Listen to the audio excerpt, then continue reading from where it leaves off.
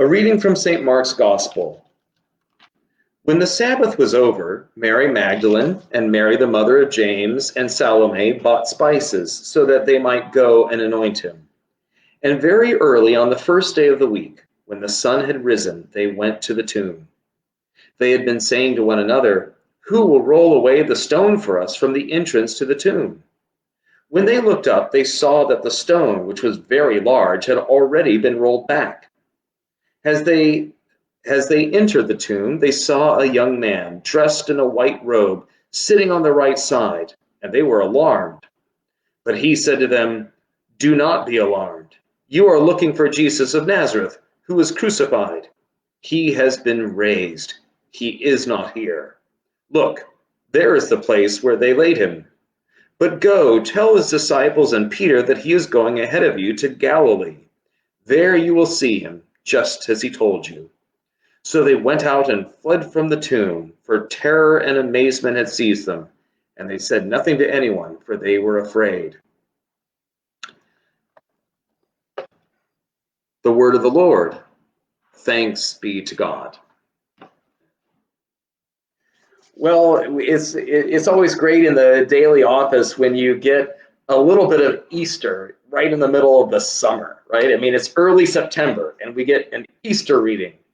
He is risen, hallelujah, right? So it's always great to have those little dashes of exuberance and joy in the daily office. Lord knows we need it, making our way through Job in the morning, right?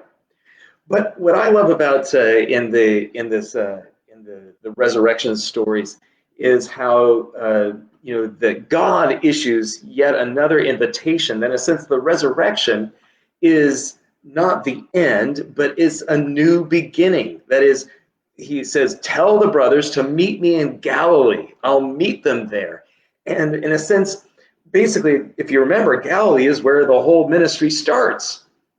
And so in a sense, he's saying, hey, let's all go back up to where we began, and we're going to start this thing over again, this time with you seeing the cross and knowing the power of the resurrection.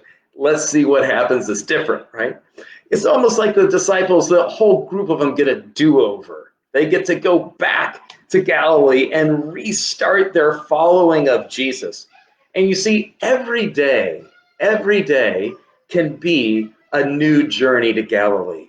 God has given you this day, your very life, your existence, to follow again and respond to his invitation to meet him in Galilee, now knowing him risen and full of new life. We can know the power of that new creation even on a Tuesday in early September.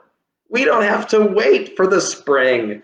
We know that we can have this newness every day of the week and of the year, because we are always called forth into a journey. We are always called to put one foot in front of us into a future that we cannot see, but must trust that God has for us.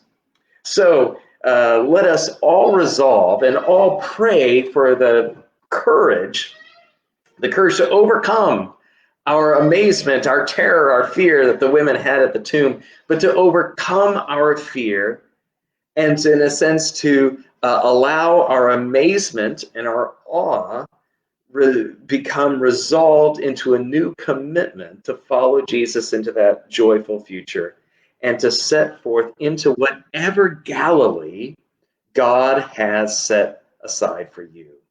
He's set aside a Galilee.